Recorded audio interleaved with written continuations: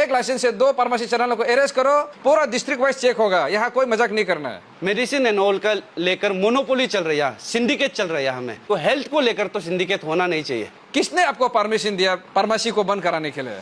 आज आप रिन्यू कर लो या कल रिन्यू कर लो, परसों का सजा तो आपको मिलेगा ही मिलेगा। Good evening Arunachal Pradesh. आज मैं ताकम सोनिया एक मीडिया रिपोर्टर के तौर पे यहाँ प्रेस ब्रीफ नहीं कर रहा हूँ। मैं आज अरुणाचल प्रदेश को रिप्रेजेंट करने के लिए किसी इशू पर बात करने के लिए आया हूँ। और आप सभी को पता होगा कि अभी अरुणाचल प्रदेश में हेल्थ को लेकर के हमने जो है कवर किया था, उसके मुताबिक हेल्थ में कौन कौन सा इश्यूज है, इसको हमने एक कमिटी गठन किया है। हालांकि आपको ये भी पता है कि हम लोग बोलता है ना, हेल्थ इज वेल्थ, मतलब हम सभी लोग हेल्थ कंसर्न है। क्योंकि जब भी कुछ होता है हम सबसे पहले ये सोचता है कि हमारा हेल्थ जो है ठीक होना है, तब हम कुछ भी काम कर सकता है।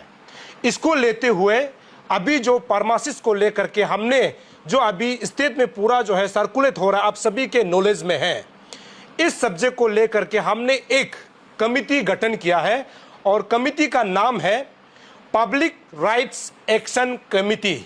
शॉर्ट फॉर्म में अगर आप बोलेंगे तो PRAC इसके नाम से जाने जाएंगे। और दूसरा ये है कि पब्लिक राइट्स एक्शन कमिटी का चेयरमैन हेडेड मैं खुद कर रहा हूं ताकम सोनिया इस इशू के लिए। दूसरा जो है मेरे साथ जो है रहेंगे सेक्रेटरी के तौर पे मिलो अम्मोबाई, और थर्ड हमने स्पोक पर्सन के तौर पे तना तमरतरा को रखा है। और इस इश्यूज को जो है पूरा मॉनिटरिंग करने के लिए, मतलब जब लीगल इलीगल का जब सब्जेक्ट मैटर आता है उसको देखने के लिए हमने लीगल एडवाइजर के तौर पे एडवोकेट टेची राणा को रखा है। और थर्ड एडवाइजर कमिटी में हमने सबसे पहले कोम्पू दोलो जो कि रिटायर्ड जॉइंट डायरेक्टर थे, वो हमारा एडवाइजर के तौर पे रहेंगे। और साथ में तेची पुरु और बहुत सारा लोग हैं, सबका नाम गिनते गिनते मतलब समझ जाएगा और आने वाला समय में आप सभी को हम बताएंगे। ये आज का बैठक में हमने निर्णय लिया है और आगे हम सीधा सब्जेक्ट को एड्रेस करेंगे। इस कमिटी का सीधा मकसद ये है कि पहले तो अरुणाचल प्रदेश में 500 प्लस जो अनएम्प्लॉयड जो फार्मासिस्ट हैं उनको हमें जस्टिस दिलाना है।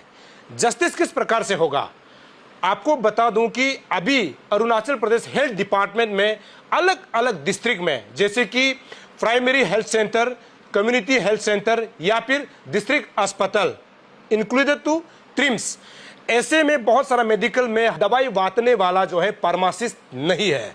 और हमारा टीम का ये सीधा जो है मकसद है कि उस तमाम मेडिकल में जो है हमारे अनएम्प्लॉयड युवाओं को जो है जो फार्मेसी करके रखा हुआ है, चाहे डी फार्म हो चाहे बी फार्म हो, ऐसे करने वाला जो बेरोजगार है उसको सरकार जल्द से जल्द नोटिफिकेशन दे करके जो सीट खाली है उसको इन तमाम यूथ को भर्ती करना चाहिए।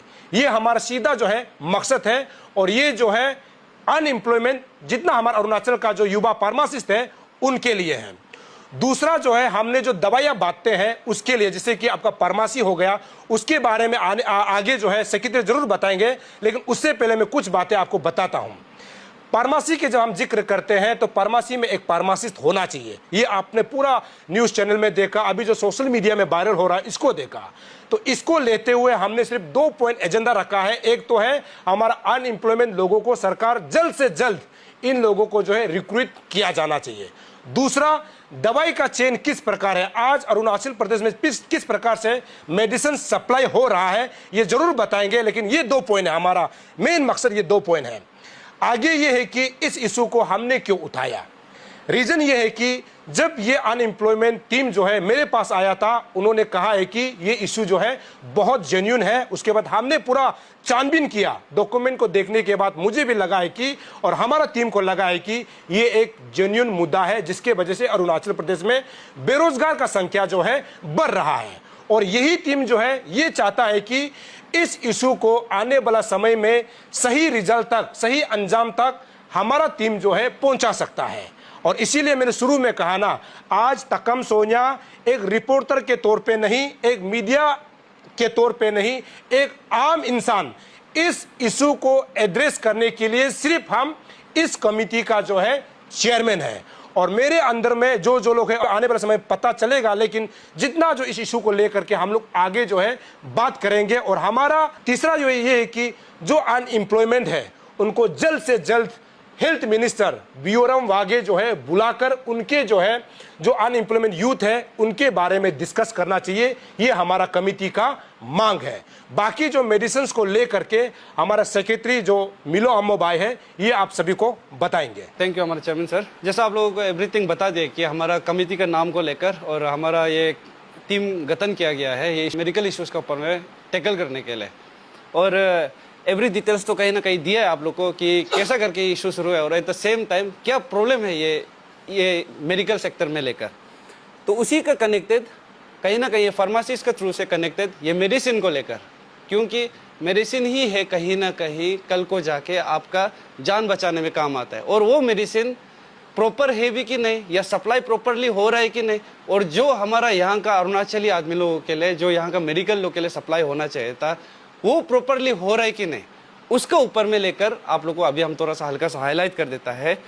पूरा होल डिटेल में नहीं जाएगा, उसको धीरे धीरे आप लोग को एवरीथिंग फर्निश करेगा थ्रू डॉक्यूमेंट्स के थ्रू से। अभी हम लोगों को जितना डॉक्यूमेंट्स मिला आरटीआई करके लाइसेंस का बेस में या बोलो आपका कुछ डिटेल्स का बेस में, उसी को लेकर आप लोग को हल्का से हम हाईलाइट कर देता है। जैसे कि लास्ट ईयर हमारा 10 ईयर्स में जितना ये मेडिसिन सप्लाई हमारा यहाँ स्टेट के लिए हुआ है मेडिकल सेक्टर में जितना हुआ है उसका एवरी ईयर का डिटेल्स, कितना उसका प्रोक्योरमेंट कैसा था, कौन सा कंपनी से लिया गया था, और एवरी डे का दवाई का सेल होना एवरी डे का डिटेल्स, और at the same time patients लोग का प्रिस्क्रिप्शंस लोग को भी लेकर ये सब लोग को लेकर रिकॉर्ड्स लोग कहीं ना कहीं वहाँ प्रॉब्लम है। क्यों प्रॉब्लम है बोलता है बोलने से आप भी देखिए सरकार कभी भी मेडिकल में ऐसा होगा ही नहीं कि सिर्फ एक दो सेलेक्टेड बीमार के लिए दवाई भेजेगा।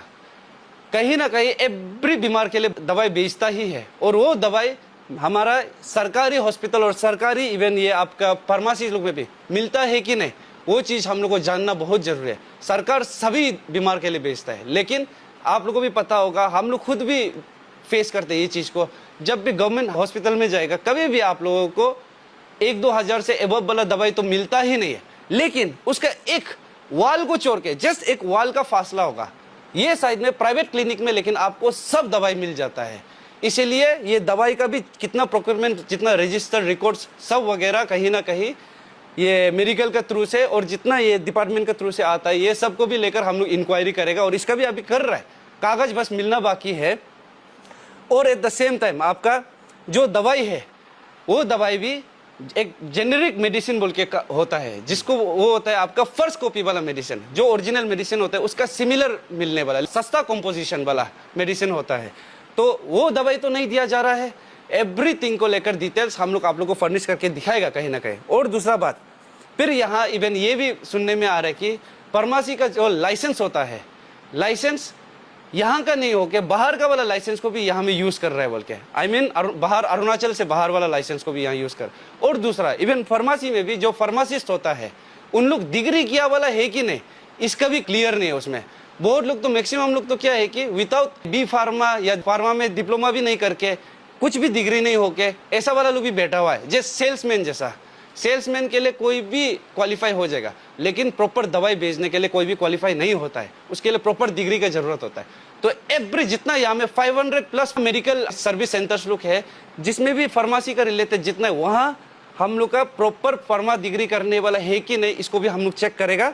आप लोग ये भी सोच रहा होगा कि जो अभी फार्मासिस्ट वाला लोग है और जो ये मेडिकल सेक्टर लोग से रिलेटेड वाला लोग है, अब तक ये इशू के बाद भी आप लोग सोच रहे हो कि अब भी जो रिन्यू करेगा ये लाइसेंस लोग को, इससे होने वाला नहीं है।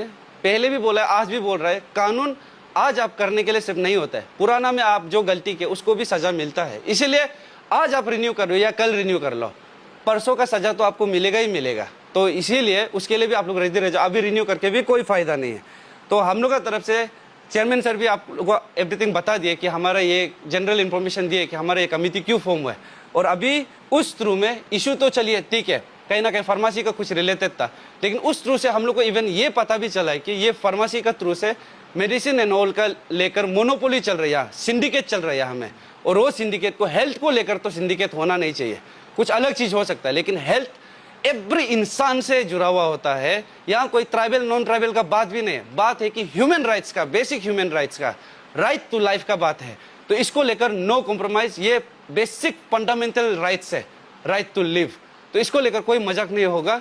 तो इसीलिए हमारा कमिटी आज चेयरमैन सर के थ्रू से हम लोग मीटिंग करके फॉर्म किया है। तो उसको लेकर आगे आप लोग को धीरे धीरे कर करके एवरी काला चित्ता यहाँ का खोलेगा। तो मेरा तरफ से जितना आप लोग को इन्फॉर्मेशन देना था, रेस्ट हमारा स्पोक्स पर्सन का तरफ से आप लोग को एक मैसेज। गुड इवनिंग सभी को। आप लोग सभी देखा होगा, हमारा कुछ मुद्दा यूनियन होने से ही हम लोग अपना समय को साइड में रख के हम लोग ऐसे कमेटी फॉर्म करता है। ये चीज़ को हमारा पब्लिक समझना होगा। और आप लोग अपना अपना काम करने से भी हम लोग का जैसा आदमी जब निकाल के आते तो कुछ सोच के ही आता होगा। इसलिए आप लोग का समय भी हम लोग को दीजिएगा जब जब हम लोग को ज़रूरी होगा। देखिए, हमारा चेयरमैन और जीएस सर तो बता चुका है क्या क्या करना है, क्या क्या नहीं करना है। अभी मैं आप लोगों को कुछ एक बात बता दूं। गया हुआ कुछ दिन पहले आप लोग सभी ने देखा होगा कि मैक्सिमम फार्मेसी जो 7 डाउन था, उसको किसने कराया था? कुछ वीडियो में ये हमारा चेयरमैन साहब का भी नाम निकाल रहा था। ठीक है, चलो वो सब बात का दूध पानी का पानी हो जाएगा। उसको किसने बंद कराया था और क्यों बंद करने का मजबूर हुआ था? फार्मासिस्ट लोग, चाहे वो नॉन एपीएसटी हो वो या एपीएसटी हो, हमको उनसे मतलब नहीं है। अरुणाचल में उस दिन भी मैंने कहा था, इतना टॉप यूनियन लोग है, इतना स्ट्रॉन्ग ऑर्गेनाइजेशन लोग है। जब भी हम लोग बंद कॉल करता है, हम लोग सबसे माने बेसिक एसेंशियल चीज़ क्या होता है, उस चीज़ को हम लोग मद्देनज़र पर रख के हम लोग बंद कॉल को डिक्लेयर करता है। जैसे कि special pharmacy, medical, milk van, ये सब को हम लोग रेस्पेक्ट रख के हम लोग खोलने देता है, ताकि हम लोग बंद कॉल करने से हमारा परिवार तो मेडिकल जा सके। लेकिन अरुणाचल में कौन ऐसे पैदा हो गया, पेमा खांडू सर से भी बड़ा इतना कौन पैदा हो गया जो वो बोल दिया फार्मेसी बंद हो गया? ये बिल्कुल भी नहीं होगा। बिल्कुल रेडी हो जाओ, लीगली तुम कोई भी हो, जो भी हो, आपको जवाब देना ही पड़ेगा कोर्ट में। किसने आपको परमिशन दिया फार्मेसी को बंद कराने के लिए?